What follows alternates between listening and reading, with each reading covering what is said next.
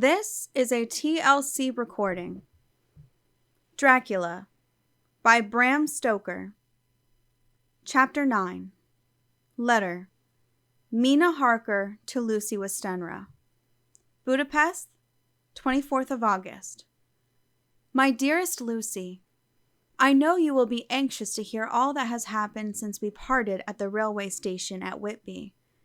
Well, my dear, I got to Hull all right, and caught the boat to Hamburg, and then the train on here.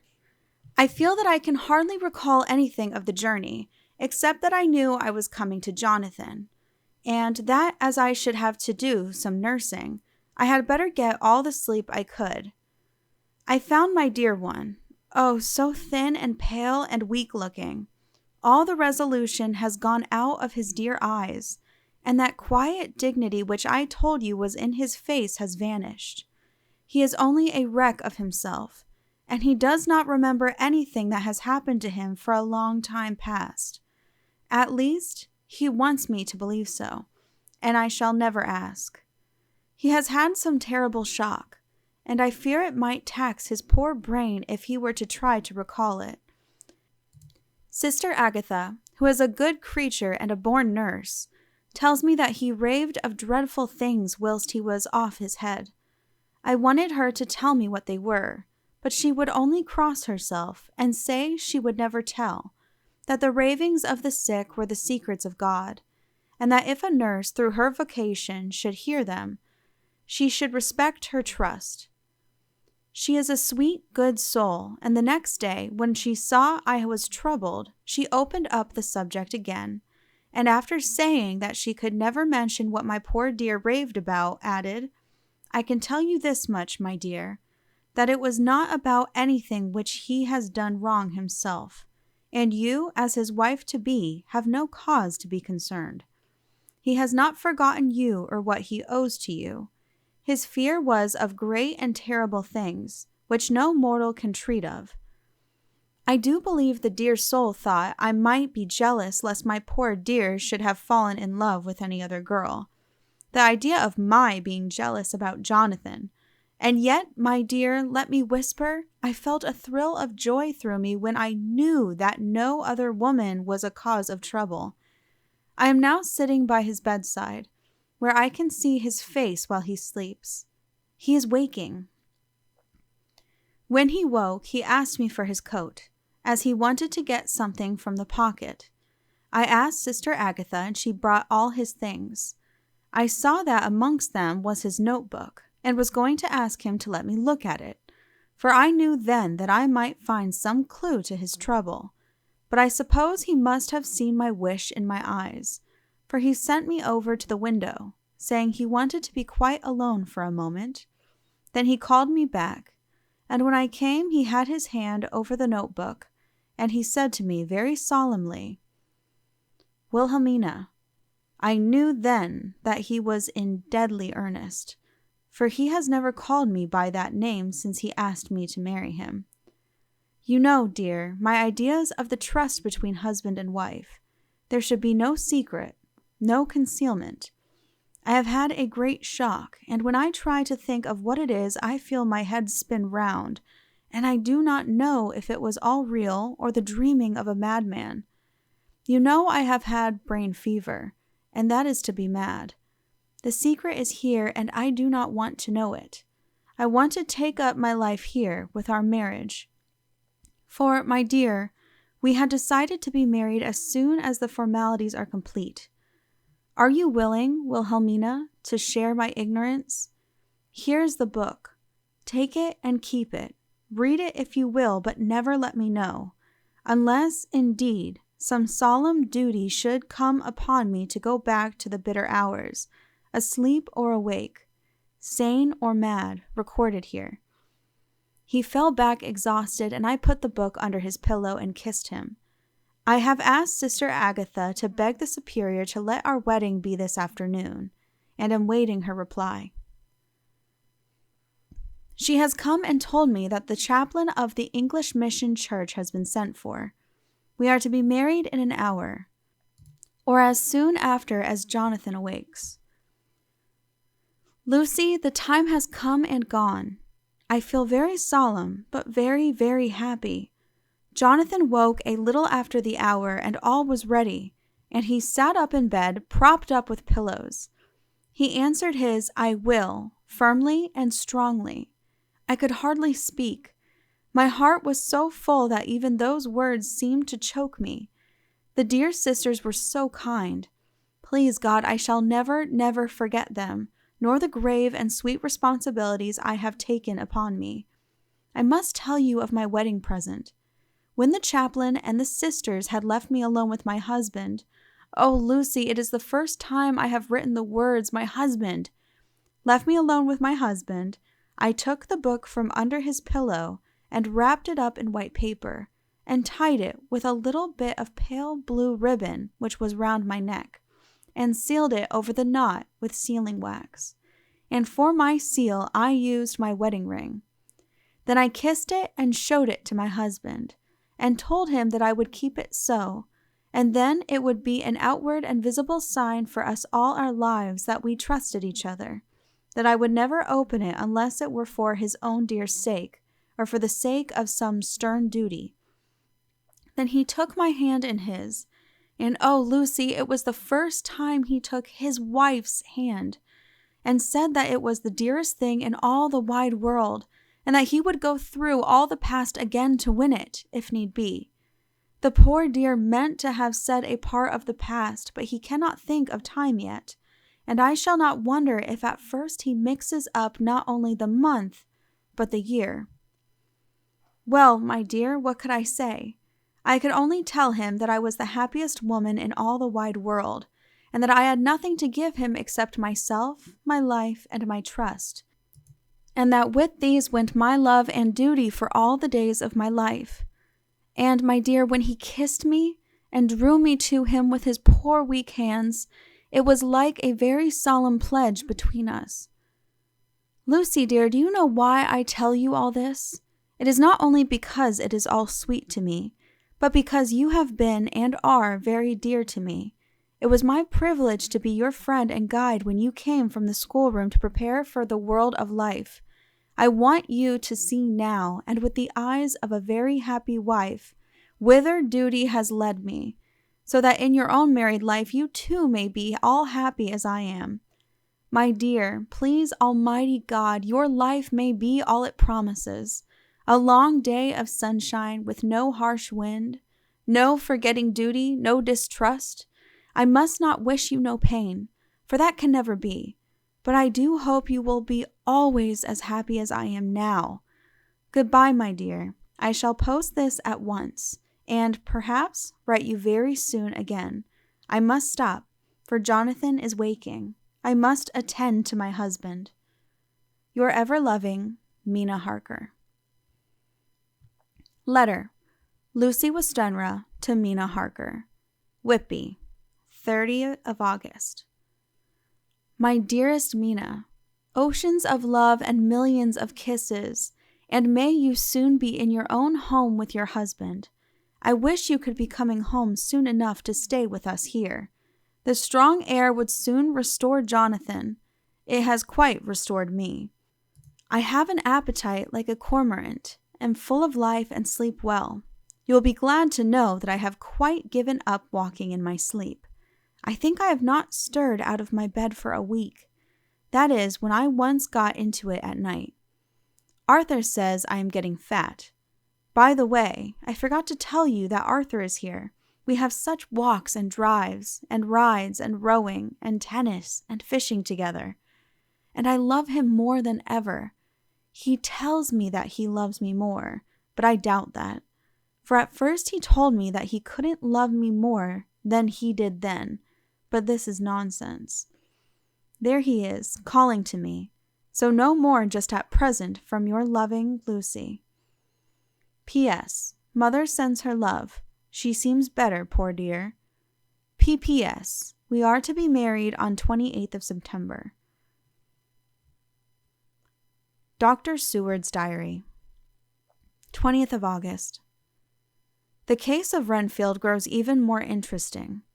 He has now so far quieted that there are spells of cessation from his passion. For the first week after his attack, he was perpetually violent. Then one night, just as the moon rose, he grew quiet and kept murmuring to himself, "Now I can wait. Now I can wait." The attendant came to tell me, so I ran down at once to have a look at him. He was still in his strait waistcoat and in the padded room, but the suffused look had gone from his face, and his eyes had something of their old pleading, I might almost say cringing, softness. I was satisfied with his present condition and directed him to be relieved. The attendants hesitated, but finally carried out my wishes without protest. It was a strange thing that the patient had humor enough to see their distrust, for, coming close to me, he said in a whisper, all the while looking furtively at them, "They think I could hurt you. Fancy me hurting you, fools." It was soothing, somehow, to the feelings to find myself dissociated even in the mind of this poor madman from the others. But all the same, I do not follow his thought. Am I to take it that I have anything in common with him, so that we are, as it were, to stand together? Or has he to gain from me some good so stupendous that my well-being is needful to him? I must find out later on. Tonight he will not speak. Even the offer of a kitten or even a full-grown cat will not tempt him. He will only say, "I don't take any stock in cats. I have more to think of now, and I can wait. I can wait." After a while I left him. The attendant tells me that he was quiet until just before dawn, and that then he began to get uneasy, and at length violent, until at last he fell into a paroxysm which exhausted him so that he swooned into a sort of coma. 3 nights has the same thing happened. Violent all day, then quiet from moonrise to sunrise. I wish I could get some clue to the cause. It would almost seem as if there was some influence which came and went. Happy thought! We shall tonight play sane wits against mad ones. He escaped before without our help. Tonight he shall escape with it. We shall give him a chance and have the men ready to follow in case they are required. 23rd of August. The unexpected always happens. How well Disraeli knew life. Our bird, when he found the cage open, would not fly, so all our subtle arrangements were for naught. At any rate, we have proved one thing, that the spells of quietness last a reasonable time. We shall in future be able to ease his bonds for a few hours each day. I have given orders to the night attendant merely to shut him in the padded room, when once he is quiet, until an hour before sunrise. The poor soul's body will enjoy the relief even if his mind cannot appreciate it. Hark! The unexpected again! I am called. The patient has once more escaped. Later. Another night adventure. Renfield artfully waited until the attendant was entering the room to inspect. Then he dashed out past him and flew down the passage. I sent word for the attendants to follow. Again he went into the grounds of the deserted house, and we found him in the same place, pressed against the old chapel door. When he saw me, he became furious, and had not the attendants seized him in time, he would have tried to kill me. As we were holding him, a strange thing happened. He suddenly redoubled his efforts, and then as suddenly grew calm. I looked round instinctively, but could see nothing. Then I caught the patient's eye and followed it, but could trace nothing as it looked into the moonlit sky except a big bat, which was flapping its silent and ghostly way to the west. Bats usually wheel and flit about, but this one seemed to go straight on, as if it knew where it was bound for, or had some intention of its own. The patient grew calmer every instant, and presently said, "You needn't tie me. I shall go quietly." Without trouble we came back to the house. I feel there is something ominous in his calm, and shall not forget this night. Lucy Westenra's Diary. Hilmingham, 24th of August. I must imitate Mina and keep writing things down. Then we can have long talks when we do meet. I wonder when it will be. I wish she were with me again, for I feel so unhappy. Last night I seemed to be dreaming again just as I was at Whitby. Perhaps it is the change of air, or getting home again. It is all dark and horrid to me, for I can remember nothing. But I am full of vague fear, and I feel so weak and worn out. When Arthur came to lunch, he looked quite grieved when he saw me, and I hadn't the spirit to try to be cheerful. I wonder if I could sleep in Mother's room tonight. I shall make an excuse and try. 25th of August. Another bad night. Mother did not seem to take to my proposal. She seems not too well herself, and doubtless she fears to worry me. I tried to keep awake and succeeded for a while, but when the clock struck 12, it waked me from a doze, so I must have been falling asleep. There was a sort of scratching or flapping at the window, but I did not mind it, and as I remember no more, I suppose I must then have fallen asleep. More bad dreams. I wish I could remember them. This morning I am horribly weak. My face is ghastly pale, and my throat pains me. It must be something wrong with my lungs, for I don't seem ever to get air enough. I shall try to cheer up when Arthur comes, or else I know he will be miserable to see me so. Letter. Arthur Holmwood to Dr. Seward. Albemarle Hotel, 31st of August.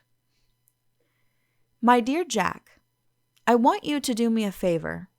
Lucy is ill. That is, she has no special disease, but she looks awful and is getting worse every day. I have asked her if there is any cause.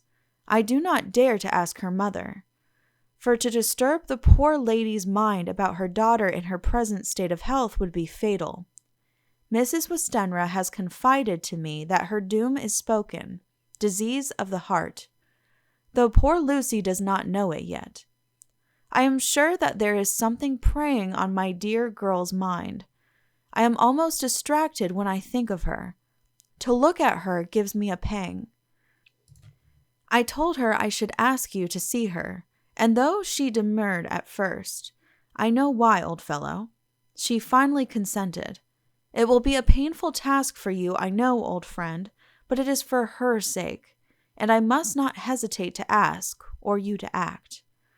You are to come to lunch at Hilmingham tomorrow, 2:00, so as not to arouse any suspicion in Mrs. Westenra, and after lunch Lucy will take an opportunity of being alone with you. I shall come in for tea, and we can go away together. I am filled with anxiety, and want to consult with you alone as soon as I can after you have seen her. Do not fail. Arthur. Telegram. Arthur Holmwood to Seward. 1st of September. Am summoned to see my father, who is worse. Am writing. Write me fully by tonight, post to ring. Wire me if necessary. Letter from Dr. Seward to Arthur Holmwood. 2nd of September. My dear old fellow, with regard to Miss Westenra's health, I hasten to let you know at once that in my opinion there is not any functional disturbance or any malady that I know of. At the same time, I am not by any means satisfied with her appearance. She is woefully different from what she was when I saw her last. Of course, you must bear in mind that I did not have full opportunity of examination such as I should wish. Our very friendship makes a little difficulty which not even medical science or custom can bridge over. I had better tell you exactly what happened, leaving you to draw in a measure your own conclusions. I shall then say what I have done and propose doing. I found Miss Westenra in seemingly gay spirits. Her mother was present, and in a few seconds I made up my mind that she was trying all she knew to mislead her mother and prevent her from being anxious. I have no doubt she guesses, if she does not know, what need of caution there is. We lunched alone, and as we all exerted ourselves to be cheerful, we got, as some kind of reward for our labors, some real cheerfulness amongst us. Then Mrs. Westenra went to lie down, and Lucy was left with me. We went into her boudoir, and till we got there her gaiety remained, for the servants were coming and going. As soon as the door was closed, however, the mask fell from her face, and she sank down into a chair with a great sigh, and hid her eyes with her hand. When I saw that her high spirits had failed, I at once took advantage of her reaction to make a diagnosis. She said to me very sweetly, "I cannot tell you how I loathe talking about myself." I reminded her that a doctor's confidence was sacred, but that you were grievously anxious about her. She caught on to my meaning at once, and settled that matter in a word. "Tell Arthur everything you choose. I do not care for myself, but all for him. So I am quite free." I could easily see that she is somewhat bloodless, but I could not see the usual anemic signs, and by a chance I was actually able to test the quality of her blood. For in opening a window which was stiff, a cord gave way, and she cut her hand slightly with broken glass. It was a slight matter in itself, but it gave me an evident chance, and I secured a few drops of the blood and have analyzed them. The qualitative analysis gives a quite normal condition and shows, I should infer, in itself a vigorous state of health.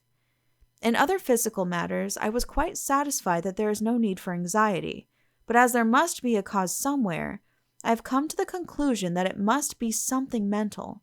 She complains of difficulty in breathing satisfactorily at times, and of heavy lethargic sleep, with dreams that frighten her, but regarding which she can remember nothing.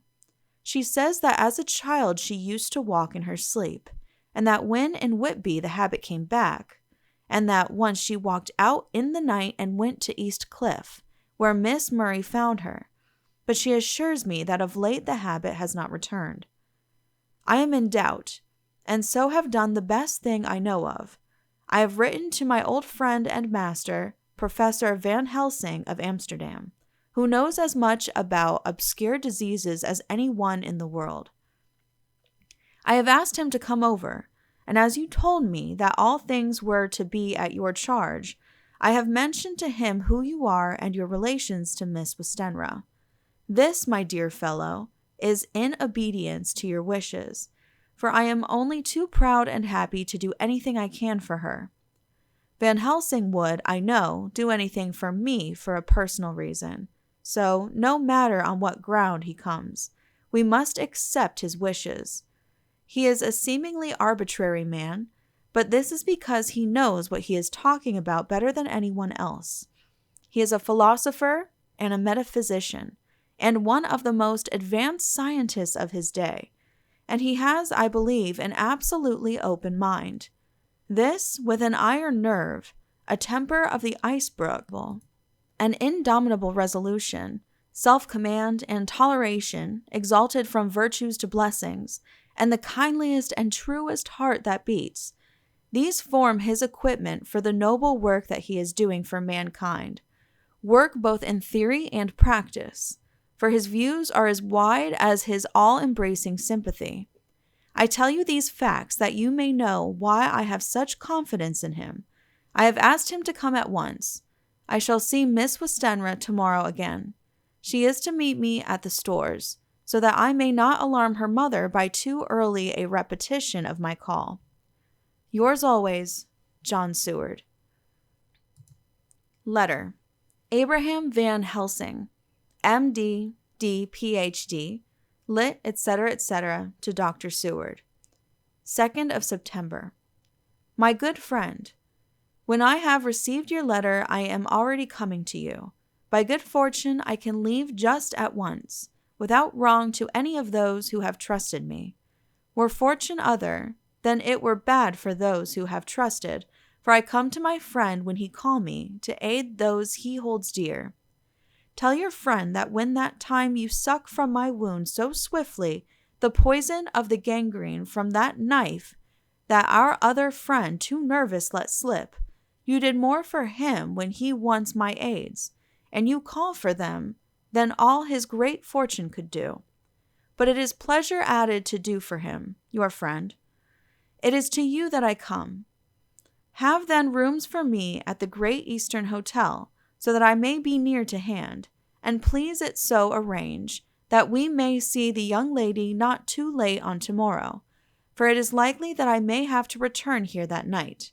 But if need be, I shall come again in 3 days, and stay longer if it must. Till then, goodbye, my friend John. Van Helsing. Letter. Dr. Seward to An Arthur Holmwood, 3rd of September. My dear Art, Van Helsing has come and gone. He came on with me to Hillingham, and found that, by Lucy's discretion, her mother was lunching out, so that we were alone with her. Van Helsing made a very careful examination of the patient. He is to report to me, and I shall advise you, for of course I was not present all the time. He is, I fear, much concerned, but says he must think. When I told him of our friendship, and how you trust to me in the matter, he said, "You must tell him all you think. Tell him what I think, if you can guess it, if you will. Nay, I am not jesting. This is no jest, but life and death, perhaps more." I asked what he meant by that, for he was very serious. This was when we had come back to town, and he was having a cup of tea before starting on his return to Amsterdam. He would not give me any further clue. You must not be angry with me, Art, because his very reticence means that all his brains are working for her good. He will speak plainly enough when the time comes, be sure. So I told him I would simply write an account of our visit, just as if I were doing a descriptive special article for the Daily Telegraph. He seemed not to notice, but remarked that the smuts in London were not quite so bad as they used to be when he was a student here. I am to get his report tomorrow, if he can possibly make it. In any case, I am to have a letter. Well, as to the visit, Lucy was more cheerful than on the day I first saw her, and certainly looked better. She had lost something of the ghastly look that so upset you, and her breathing was normal. She was very sweet to the professor, as she always is, and tried to make him feel at ease, though I could see that the poor girl was making a hard struggle for it. I believe Van Helsing saw it too, for I saw the quick look under his bushy brows that I knew of old. Then he began to chat of all things except ourselves and diseases, and with such an infinite geniality that I could see poor Lucy's pretense of animation merge into reality. Then, without any seeming change, he brought the conversation gently round to his visit, and suavely said, "My dear young miss, I have the so great pleasure because you are so much beloved. That is much, my dear. Ever were there that which I do not see. They told me you were down in the spirit, and that you were of a ghastly pale. To them I say, poof!" And he snapped his fingers at me and went on, "But you and I shall show them how wrong they are. How can he," and he pointed at me with the same look and gesture as that with which once he pointed me out to his class, on, or rather after, a particular occasion which he never fails to remind me of, know anything of a young lady's? He has his madames to play with, and to bring them back to happiness, and to those that love them. It is much to do, and but there are rewards, in that we can bestow such happiness. But the young ladies, he has no wife nor daughter, and the young do not tell themselves to the young, but to the old, like me, who have known so many sorrows and the causes of them. So, my dear, we will send him away to smoke the cigarette in the garden, whiles you and I have little talk all to ourselves." I took the hint and strolled about, and presently the professor came to the window and called me in. He looked grave, but said, "I have made careful examination, but there is no functional cause. With you, I agree that there has been much blood lost. It has been, but is not. But the conditions of her are in no way anemic. I have asked her to send me her maid, that I may ask just 1 or 2 questions, that so I may not chance to miss nothing. I know well what she will say, and yet there is cause. There is always cause for everything. I must go back home and think. You must send to me the telegram every day, and if there be cause, I shall come again. The disease, for not to be all well is a disease, interests me. And the sweet young dear, she interests me too. She charm me, and for her, if not for you or disease, I come." As I tell you, he would not say a word more, even when we were alone. And so now, Art, you know all I know. I shall keep stern watch. I trust your poor father is rallying. It must be a terrible thing to you, my dear old fellow, to be placed in such a position between 2 people who are both so dear to you. I know your idea of duty to your father, and you are right to stick to it. But if need be, I shall send you word to come at once to Lucy, so do not be over anxious unless you hear from me. Dr. Seward's Diary, 4th of September.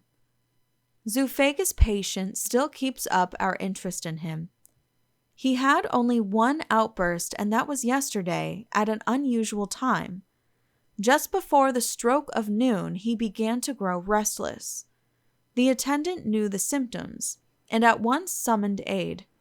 Fortunately, the men came at a run, and were just in time, for at the stroke of noon he became so violent that it took all their strength to hold him. In about 5 minutes, however, he began to get more and more quiet, and finally sank into a sort of melancholy, in which state he has remained up to now. The attendant tells me that his screams whilst in the paroxysm were really appalling. I found my hands full when I got in, attending to some of the other patients who were frightened by him. Indeed, I can quite understand the effect, for the sounds disturbed even me, though I was some distance away. It is now after the dinner hour of the asylum, and as yet my patient sits in a corner brooding, with a dull, sullen, woe-begone look in his face, which seems rather to indicate than to show something directly. I cannot quite understand it. Later. Another change in my patient. At 5 o'clock I looked in on him, and found him seemingly as happy and contented as he used to be. He was catching flies and eating them, and was keeping note of his capture by making nail marks on the edge of the door between the ridges of padding. When he saw me, he came over and apologized for his bad conduct, and asked me in a very humble, cringing way to be led back to his own room and to have his notebook again. I thought it well to humor him, so he is back in his room with the window open. He has the sugar of his tea spread out on the window-sill, and is reaping quite a harvest of flies. He is not now eating them, but putting them into a box, as of old, and is already examining the corners of his room to find a spider. I tried to get him to talk about the past few days, for any clue to his thoughts would be of immense help to me, but he would not rise. For a moment or 2 he looked very sad, and said in a sort of far-away voice, as though saying it rather to himself than to me, "All over. All over. He has deserted me. No hope for me now unless I do it for myself." Then suddenly turning to me in a resolute way, he said, "Doctor, won't you be very good to me and let me have a little more sugar? I think it would be good for me." "And the flies?" I said. "Yes, the flies like it too, and I like the flies, therefore I like it." And there are people who know so little as to think that madmen do not argue. I procured him a double supply, and left him as happy a man as, I suppose, any in the world. I wish I could fathom his mind. Midnight. Another change in him. I had been to see Miss Westenra, whom I found much better, and had just returned, and was standing at our own gate looking at the sunset, when once more I heard him yelling. As his room is on the side of the house, I could hear it better than in the morning. It was a shock to me to turn from the wonderful smoky beauty of a sunset over London, with its lurid lights and inky shadows, and all the marvelous tints that come on foul clouds even as on foul water, and to realize all the grim sternness of my own cold stone building, with its wealth of breathing misery, and my own desolate heart to endure it all. I reached him just as the sun was going down, and from his window saw the red disk sink. As it sank, he became less and less frenzied, and just as it dipped, he slid from the hands that held him, an inert mass on the floor. It is wonderful, however, what intellectual recuperative power lunatics have, for within a few minutes he stood up quite calmly and looked around him. I signaled to the attendants not to hold him, for I was anxious to see what he would do. He went straight over to the window and brushed out the crumbs of sugar. Then he took his fly box and emptied it outside and threw away the box. Then he shut the window and, crossing over, sat down on his bed. All this surprised me, so I asked him, "Are you not going to keep flies any more?" "No," said he. "I am sick of all that rubbish." He certainly is a wonderfully interesting study. I wish I could get some glimpse of his mind, or of the cause of his sudden passion. Stop. There may be a clue after all. If we can find why today his paroxysms came on at high noon and at sunset, can it be that there is a malign influence of the sun at periods which affects certain natures, as at times the moon does others? We shall see. Telegram. Seward, London, to Van Helsing, Amsterdam. 4th of September. Patient still better today. Telegram. Seward, London, to Van Helsing, Amsterdam. 5th of September. Patient greatly improved. Good appetite, sleeps naturally, good spirits, color coming back. Telegram. Seward, London, to Van Helsing, Amsterdam. 6th of September. Terrible change for the worse. Come at once. Do not lose an hour. I hold over telegram to Holmwood till have seen you. End of Chapter 9. Please click the link below to continue on to Chapter 10. This has been a TLC recording. Thank you for listening, and please be sure to subscribe.